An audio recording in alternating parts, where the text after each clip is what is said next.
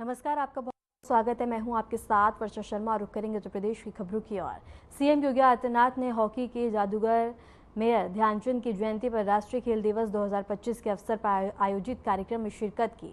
इस दौरान उन्होंने खिलाड़ियों से मुलाकात की और हॉकी खेलते हुए उनका उत्साह बढ़ाया। मुख्यमंत्री योगी आदित्यनाथ ने सहायक खेल प्रशिक्षकों के नियुक्ति पत्र भी वितरित किए और साथ ही राष्ट्रीय चैंपियनशिप में राज्य विजेता खिलाड़ियों को पुरस्कार भी दिया गया। इसके साथ ही बता दें कि इस कार्यक्रम में खेल और युवा प्रतिभागों के विकास पर भी जोर दिया गया। मुख्यमंत्री ने खिलाड़ियों को प्रोत्साहित करते हुए कहा कि युवा पीढ़ी खेलों में उत्कृष्टता हासिल करने के लिए प्रेरित है।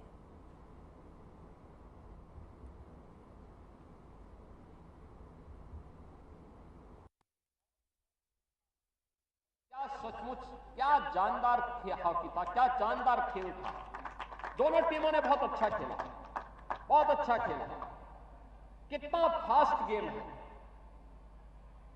कितनी तत्परता का, कितना टीम वर्क है, कितनी ऊर्जा है।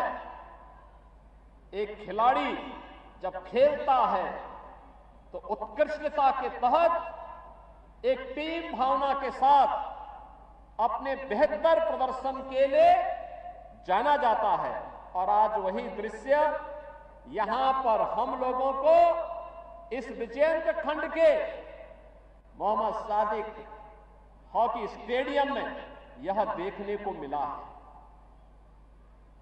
ये चीजें दिखाती हैं हर नागरिक को एक खिलाड़ी की तरह अपने राष्ट्र के प्रति समर्पण भाव के साथ आगे बढ़ने के लिए, प्रेरित करने के लिए खेल जीवन के अनुशासन को बनाए रखने, जीवन में समन्वय स्थापित करने और जीवन में उत्कृष्टता के लक्ष्य को प्राप्त करने की दिशा में क्या कुछ हम प्राप्त कर सकते हैं, उस दिशा में किए जाने वाले प्रयास का एक हिस्सा होता है। और इसलिए हर खिलाड़ी अपने आप में समाज के लिए, उस क्षेत्र के लिए एक हीरो के रूप में होता है। प्रधानमंत्री मोदी जी के आने के बाद देश के अंदर खेल और खेलकूद की गतिविधियों को आगे बढ़ाने में एक नई मदद मिली। आज आप देखते होंगे खेलो इंडिया खेलों से लेकर के फिट इंडिया मूवमेंट को लेकर के, सांसद खेलकूद प्रतियोगिता को लेकर के और गांव-गांव में चल रही खेलकूद की प्रतियोगिताएं इस बात का उदाहरण है कि खेल के क्षेत्र में एक नई क्रांति देश के अंदर आ रही है। खेल की गतिविधियों को आगे बढ़ाया जा रहा है, खेल की नई नीति को लागू कर दिया गया है। नए खिलाड़ियों को अब मंच मिलेंगे, कोचेज मिलेंगे, अच्छा इंफ्रास्ट्रक्चर मिलेगा। और इसी को ध्यान में रख करके प्रदेश सरकार ने भी तय किया, प्रदेश के अंदर हर कमिश्नरी में एक एक स्पोर्ट्स कॉलेज होना चाहिए, जिससे अधिक से अधिक खिलाड़ियों को अवसर मिल सके। अलग अलग खेलों के लिए उन स्पोर्ट्स कॉलेजेस में हम लोग सेंटर ऑफ एक्सीलेंस को विकसित कर सके। अपने पुराने ओलंपियन को कॉमनवेल्थ एंड एशियाड में, नेशनल गेम्स में जिन्होंने पदक जीते हैं, उन्हें कोच के रूप में रख करके नई उभरती हुई प्रतिभा को तलाशने और उसको आगे बढ़ाने के लिए उनकी सेवाओं को लिया जा सके, इसके लिए उन्हें आगे बढ़ाने का प्रयास हो रहा है। आज हर ग्राम पंचायत में खेल का मैदान हो, और विकास खंड स्तर पर एक मिनी स्टेडियम और जनपद स्तर पर एक स्टेडियम के निर्माण की कार्रवाई युद्ध स्तर पर इसीलिए की जा रही है। खेल और खेलकूद की गतिविधियों को आगे बढ़ाने के लिए जहां खेल विभाग पूरी प्रतिबद्धता के साथ आगे कार्य कर रहा है, वहीं गांव-गांव में इन गतिविधियों को आगे बढ़ाने के लिए वहां पे ओपन जिम के निर्माण की कार्रवाई को आगे बढ़ाने का कार्य भी हो रहा है। खेल के मैदान विकसित किए जा रहे हैं। युवा कल्याण विभाग के द्वारा युवक मंगल दल और महिला मंगल दल को स्पोर्ट्स किट उपलब्ध करवाए जा रहे हैं, जिससे हर व्यक्ति के मन में, क्योंकि खाली दिमाग शैतान का घर, अगर व्यक्ति खेल और खेलकूद की गतिविधियों के साथ जुड़ेगा तो राष्ट्र के प्रति समर्पण का भी भाव होगा। अपने स्वयं के स्वस्थ शरीर को तो स्वस्थ रखेगा ही, तन को तो स्वस्थ रखेगा ही, मन को भी तंदुरुस्त करने में उसे मदद मिलेगी और वह स्वस्थ शरीर स्वस्थ मस्तिष्क के साथ एक सशक्त भारत के निर्माण में अपना योगदान दे पाएगा। और इसी को ध्यान में रखकर कि प्रदेश सरकार हर वर्ष उन सभी खिलाड़ियों को जिन्होंने ओलंपिक में, जिन्होंने कॉमनवेल्थ और एशियाड में, जिन्होंने वर्ल्ड चैंपियनशिप या नेशनल गेम्स में प्रदेश के लिए, देश के लिए मेडल प्राप्त किए हैं या उन खेलों में प्रतिभाग किया है, उन्हें विशिष्ट अवसरों पर सम्मानित करने का कार्य भी होता है। ये उत्तर प्रदेश का सौभाग्य है कि उत्तर प्रदेश ने अनेक ऐसे अंतर्राष्ट्रीय स्तर के ओलंपियन पैदा किए, जिसमें मेजर ध्यानचंद भी हैं, केडी सिंह बाबू भी हैं, और भी इस प्रकार के हमारे प्रदेश के अंदर मोहम्मद साहिब हैं, रविंद्र पाल हैं, सैयद अली हैं, डॉक्टर आरपी सिंह हैं, सुजीत कुमार हैं, रजनीश मिश्रा, मोहम्मद शकील, देवेश चौहान, एमपी सिंह, जगवीर सिंह, विवेक सिंह, राहुल सिंह, तुषार खांडेकर, दानिश मुर्तजा, ललित उपाध्याय, राजकुमार पाल, प्रेम माया, रंजना श्रीवास्तव, मंजू बिष्ट, पुष्पा श्रीवास्तव, रजनी जोशी, वंदना कटारिया, ऋतुषा कुमारी आर्या, ये सभी उत्तर प्रदेश के वे खिलाड़ी हैं जिन्होंने हॉकी के क्षेत्र में देश में उत्तर प्रदेश से अपने रास्ता प्रारंभ किया और देश का गौरव बढ़ाने का काम किया। बहनों और भाइयों, पेरिस ओलंपिक में भारतीय टीम को मेडल दिलाने वाले ललित उपाध्याय और राजकुमार पाल, ये भारतीय हॉकी के दो अच्छे खिलाड़ी उत्तर प्रदेश की देन है। और यही नहीं, उत्तर प्रदेश ने अन्य अनेक खेलों में लगातार एक नई उपलब्धि हासिल करने का काम किया है। आज उसी का परिणाम है कि उत्तर प्रदेश सरकार खेल और खेल कूद की गतिविधियों को आगे बढ़ाने के लिए हर प्रकार का सहयोग करने के लिए पूरी प्रतिबद्धता के साथ लगी हुई है। ओलंपिक में एकल गेम में स्वर्ण पदक पर 6 करोड़ रुपए, रजत पदक पर 4 करोड़ रुपए, कांस्य पदक पर 2 करोड़ रुपए की राशि उत्तर प्रदेश सरकार अपनी ओर से खिलाड़ी को उपलब्ध करवाती है। ओलंपिक में 10 गेम्स में स्वर्ण पदक पर 3 करोड़, रजत पदक पर 2 करोड़ और कांस्य पदक पर 1 करोड़ रुपए की नगद राशि उपलब्ध करवाती है। एशियन गेम्स में स्वर्ण पदक पर 3 करोड़, रजत पदक पर 1.5 करोड़ और कांस्य पदक पर 75 लाख रुपए की पुरस्कार उत्तर प्रदेश सरकार खिलाड़ी को उपलब्ध करवाती है। और कॉमनवेल्थ गेम्स में स्वर्ण पदक पर 1.5 करोड़, रजत पदक पर 75 लाख, कांस्य पदक पर 50 लाख रुपए का नगद पुरस्कार उत्तर प्रदेश सरकार अपनी ओर से उत्तर प्रदेश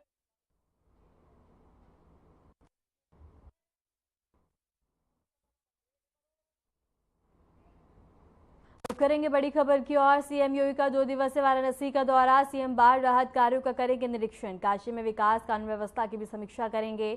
आगामी 11 सितंबर और इसके साथ ही पीएम का आगमन और सीएम और इसके साथ ही बता दें कि तैयारियों का जायजा भी लिया जाएगा। इस वक्त की बड़ी खबर है, जहां बता दें कि उत्तर प्रदेश के मुख्यमंत्री योगी आदित्यनाथ का वाराणसी का दौरा है और इसके साथ ही बता दें कि प्रधानमंत्री नरेंद्र मोदी का भी आगमन होगा, जिसको लेकर बता दें कि सीएम योगी आदित्यनाथ तैयारियों का स्वयं और इसके साथ ही बता दें कि जायजा ले रहे हैं। इस वक्त की बड़ी खबर है, जहां बता दें कि उत्तर प्रदेश के मुख्यमंत्री योगी आदित्यनाथ का 2 दिवसीय का वाराणसी का दौरा है और इसके साथ ही प्रधानमंत्री नरेंद्र मोदी का भी आगमन होगा वाराणसी में और जिसकी तैयारियों को लेकर मुख्यमंत्री स्वयं जायजा ले रहे हैं।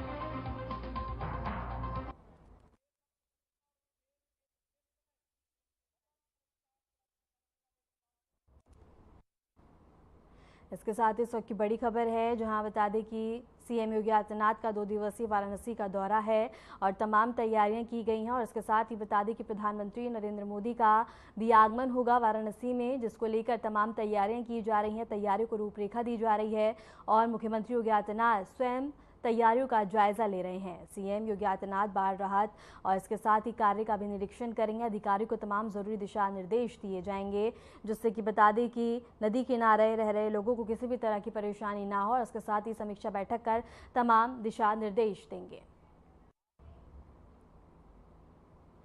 उत्तर प्रदेश के डिप्टी सीएम केशव प्रसाद मौर्य ने हाल ही में कांग्रेस नेताओं सोनिया गांधी, राहुल गांधी और प्रियंका गांधी पर निशाना साधते हुए कहा कि उनकी अहंकारपूर्ण राजनीति लोगों को अखरती है। केशव ने कहा कि पीएम मोदी बड़ी योजनाओं और प्रोजेक्ट्स को आगे बढ़ाने में विश्वास रखते हैं, जबकि कांग्रेस के नेता इसे स्वीकार नहीं कर पाते। केशव प्रसाद मौर्य ने आरोप लगाया कि कांग्रेस और उसके नेता जनता का मजाक उड़ाते हैं और विपक्षी गतिविधियों के लिए कभी पीएम को बता दें कि मौत का सौदेगार तो कभी वोट चोर जैसे उपाधि देते हैं। उन्होंने कहा कि इनकी नीतियां और रवैया जनता के हित के बजाय व्यक्तिगत अहंकार पर आधारित है।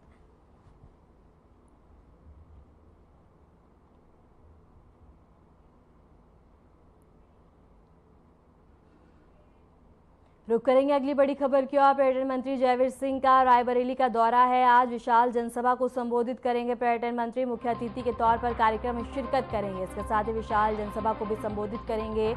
और बता दें कि आचार्य शांतनु महाराज भी इसकी अध्यक्षता और पूर्व एमएलसी राजा राकेश प्रताप सिंह भी शिरकत करेंगे। कार्यक्रम में दुर्गा माता मंदिर प्रणांग में होगा शिलान्यास। इस वक्त की बड़ी खबर है, जहां बता दें कि पर्यटन मंत्री जयवीर का आज दौरा है और इसके साथ ही बता दें कि तमाम व्यवस्था की गई है। मुख्य अतिथि के तौर पर कार्यक्रम में शिरकत करेंगे। विशाल जनसभा को भी संबोधित करेंगे पर्यटन मंत्री। तमाम तैयारी की गई है। आचार्य शांतनु महाराज भी इस कार्यक्रम में शिरकत करेंगे। संभल हिंसा की जांच रिपोर्ट के खुलासे के बाद उत्तर प्रदेश सरकार में माध्यमिक शिक्षा राज्य मंत्री गुलाब देवी ने बड़ा बयान दिया है। मंत्री ने कहा कि रिपोर्ट में सामने आया तथ्यों के आधार पर ही न्यायालय कार्रवाई करेगा। गुलाब देवी ने चंदौसा स्थित अपने आवास पर प्रेस कॉन्फ्रेंस में बातचीत में कहा कि 30% हिंदू आबादी कहां गई, क्या कारण रही कि 30% हिंदुओं ने पलायन किया है, धर्म परिवर्तन किया या उन्हें मार डाला गया। इसका खुलासा जांच रिपोर्ट से ही पता चलेगा।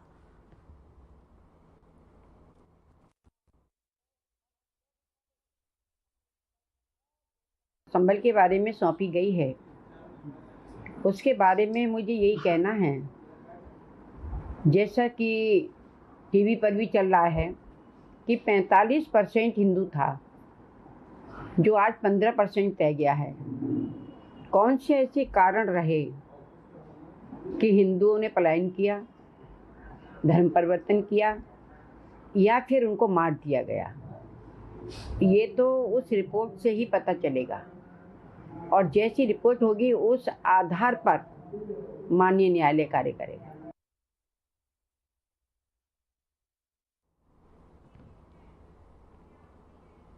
देवरिया जनपद के भतरदेवा नगर पंचायत को प्रदेश सरकार ने आदर्श नगर पंचायत का दर्जा दिया है।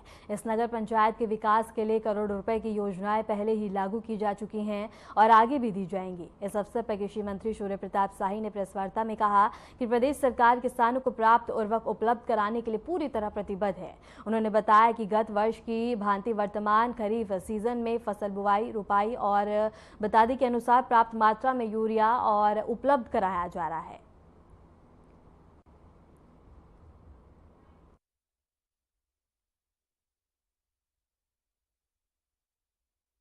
$350 लोगों का निःशुल्क जो है इलाज वहां पर किया गया है, उनको दवाइयां मिली हैं। इसी प्रकार से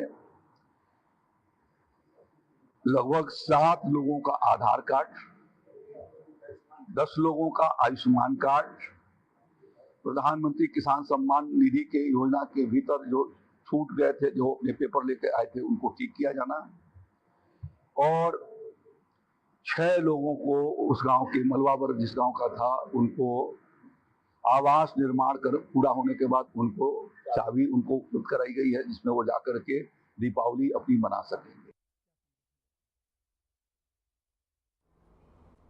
खबर सीतापुर से है, जहां पर्यटन मंत्री जयवीर सिंह ने विकास के लिए 100 करोड़ रुपए का अनुदान देने की घोषणा की है। उन्होंने कहा कि अगर अतिरिक्त बजट की आवश्यकता होगी तो उसे भी जल्द उपलब्ध कराया जाएगा। इस अवसर पर नवनिर्वाचित नगर पालिका अध्यक्ष सीमा भार्गव और एसडीएम शैलेंद्र मिश्रा ने शपथ भी दिलाई और समारोह में स्थानीय अधिकारी और जनता के प्रतिनिधि भी मौजूद रहे।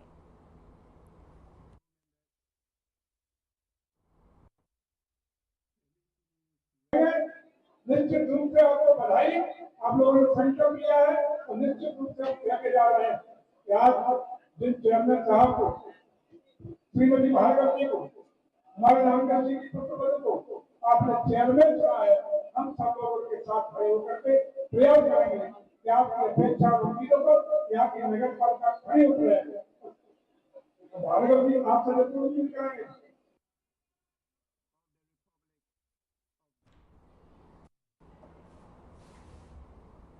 भारतीय वायुसेना के ग्रुप कैप्टन और अंतरिक्ष यात्री शुभांशु शुक्ला अपने आवास लखनऊ पहुंचे। इस दौरान उनके घर पर परिवारजन और स्थानीय नागरिकों ने उनका गर्मजोशी से स्वागत किया। शुभांशु शुक्ला के इस आगमन से स्थानीय लोगों में उत्साह का माहौल बन गया।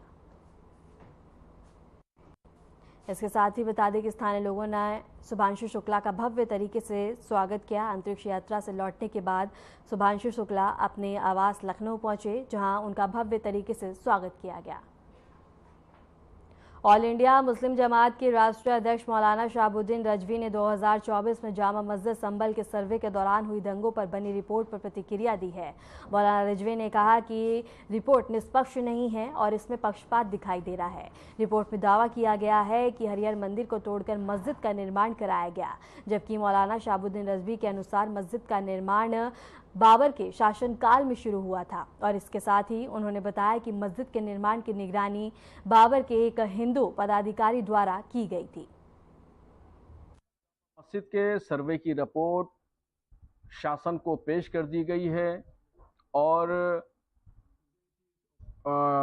इसमें इस रिपोर्ट में जो इसकी कुछ झलकियां बाहर आई हैं निकल करके, जो कि नहीं आना चाहिए थी।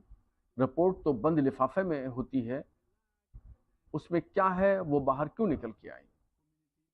इस राज का इफ्शा होना जरूरी है।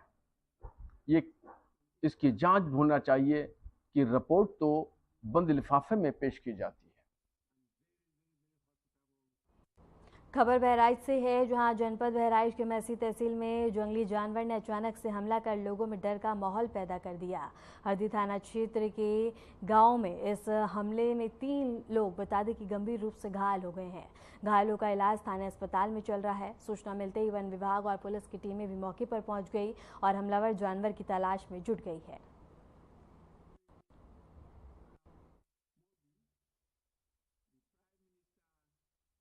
चार लोगों पर हमला हुआ, जिसमें 2 पुरुष 2 महिलाओं पर वन्य जीव के द्वारा हमला किया गया है और उनका प्राथमिक उपचार कराया गया है और उनको टेटनस और रेबीज से संबंधित इंजेक्शन लगाने की व्यवस्था की जा रही है। पुलिस, वन विभाग और प्रशासन की टीमें भी यहाँ पर मौजूद हैं और गश्त लगातार कर रही हैं और माननीय विधायक जी और अन्य जनप्रतिनिधियों के लगातार दिशा निर्देश और पूर्व में जो नियम लगाई गई थी उनके हिसाब से हम लोग पुनः जो है उसी को फॉलो कर रहे हैं, जो नियम लगाए गए थे और जो बंदोबस्त किया गया था, और लगातार निगरानी करेंगे। और 10 बजे के आसपास बम्भौरी के बदनपुरवा में 2 घटनाएं हुई और सिसैया चूड़ा मोड़ के 2 पुरवे में, एक सिसैया की और एक मोतीपुरवा में 4 घटनाएं हुई। किसी वन्य जीव द्वारा काटा गया है, जिसमें 2 पुरुष हैं, 2 महिलाएं। एक महिला 4-5 महिलाओं के साथ शौच के लिए जा रही थी। उसके खिल्ली को पकड़ा है, उसमें दांत लगे हुए हैं। एक के पैर के अंगूठे और नीचे तलवे में काटा गया है राजकुमार सिंह से। मोतीपुरवा में यादव जी के एड़ी पर, उनके प्राइवेट पार्ट पे, होंठ पे, और जब उन्होंने मुंह पकड़ने का प्रयास किया तो उनकी उंगली भी काटने का प्रयास किया। और एक चिपवा है सिसैया में, उनकी माँ के हाथ में बाहर लेटी थी, हाथ में काटने का काम किया।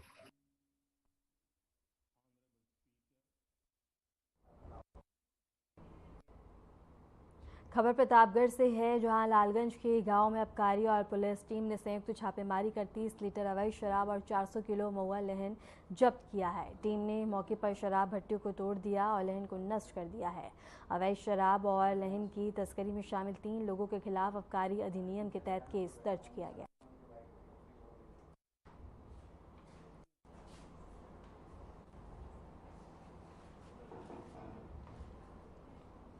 गाजियाबाद में लगातार हो रही बारिश ने आम जनजीवन को पूरी तरह से प्रभावित कर दिया है। गाजियाबाद की गलियां, मोहल्लों में जलभराव की समस्या गंभीर रूप ले चुकी है, जिससे लोगों का घरों से निकलना मुश्किल हो गया है। बारिश के चलते सड़कों और गलियों में पानी भर गया है, जिससे आवागमन प्रभावित हुआ है। दफ्तर और स्कूल जाने वाले लोगों को भी परेशानी का सामना करना पड़ रहा है। मौसम विभाग ने चेतावनी दी है कि बारिश का सिलसिला कुछ दिनों तक यूं ही जारी रह सकता है।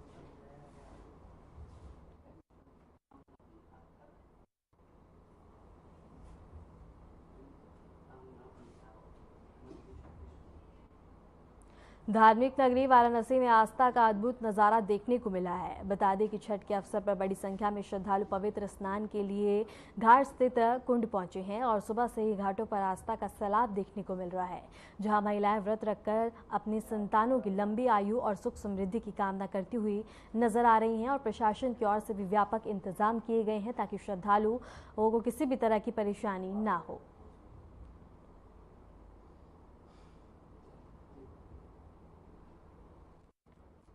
लोलार कुंड पे कुंड का बहुत पौराणिक महत्व है। यहाँ तुलसी घाट, तुलसी जी का। अरे हम 5 घंटा से खड़ी है यही लोलार को छठ के लिए। यह महत्व है कि जे रोवत आवेला उ हंसत जाला। हाँ, गोदी भर देलन महादेव जी। यह महत्व है। हमारे एगो बड़ पतोही के लेके आई रहे तो बच्चा भई रहे, बार एजे उतरना है। श्री लुलारकेश्वर महादेव का आज लुलारक षष्ठी पर्व मनाया जा रहा है भदानी वाराणसी में। और आज के दिन निसंतान दंपति कुंड में स्नान करते हैं वंश प्राप्ति हेतु। कुष्ठ रोग, चर्म रोग आदि रोगों के लिए भी लोग स्नान करते हैं यहाँ पर। और एक फल लेते हैं दंपति और उस फल का संकल्पित होकर स्नान किया जाता है और उसके बाद बाबा का दर्शन करते हैं और वंश के लिए कामना करते हैं।